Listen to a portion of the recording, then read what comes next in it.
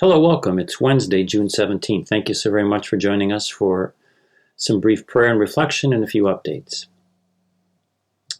I'm going to invite us to work off the first reading from today, 2 Kings chapter 2. Elijah is nearing the end of his journey on this world, and he has designated Elisha to be his successor.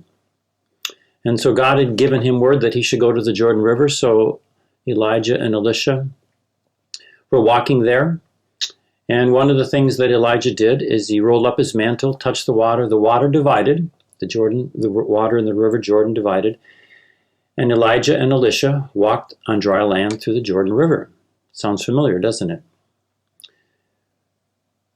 When they were there, Elijah asked Elisha, "Ask for whatever you want," and he asked for a double portion of the spirit of the great prophet Elijah. And Elijah said, "Well, if I am taken up into heaven, then that will be your wish will be granted. If not, it won't."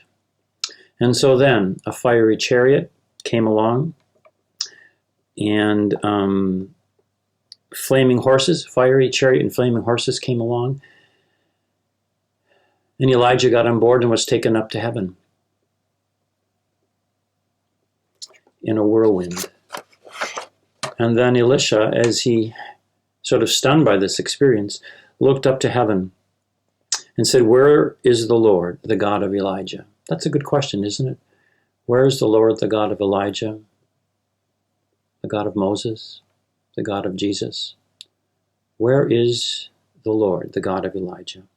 And so Elisha took the mantle that had fallen off of the fiery chariot and horses and touched the water, and guess what? The water parted for Elisha as it did for Elijah. A great one leaving, a great prophet leaving, passing on his ministry to someone else. And we see that God has given great power to those who follow those in leadership. Our parish is going to be going through somewhat of a transition as well in leadership. I certainly am no Elijah, but we pray that Father Rule would receive twice the spirit of the great prophet Elijah as well, that he may do great things. And whoever you and I follow, whoever teaches us and invites us into this journey of faith, it's always important to remember that when someone leaves, God does not abandon, but God provides new people to continue his great and powerful and courageous work. And so, who are the Elishas today that have been handed and given this great power to do great things in God's name? In baptism, we're all baptized as priest, prophet, and king, and so prophets are those who speak on God's behalf. So, have you spoken on God's behalf? Do you need to speak on God's behalf, or you're being called? And if you think, no, not me, I don't think Elisha ever imagined he would be given great power and courage to do God's work. But that is what happens from beginning of end to the end of time, from beginning of time to the end of time. And so, we are being called, like Elijah and Elisha, to dedicate our lives to God, and then to do great and bold things and speak courageously. And God gives us the power to do that. Again, who have you followed, and what powers have you been given to do God's work here and now today?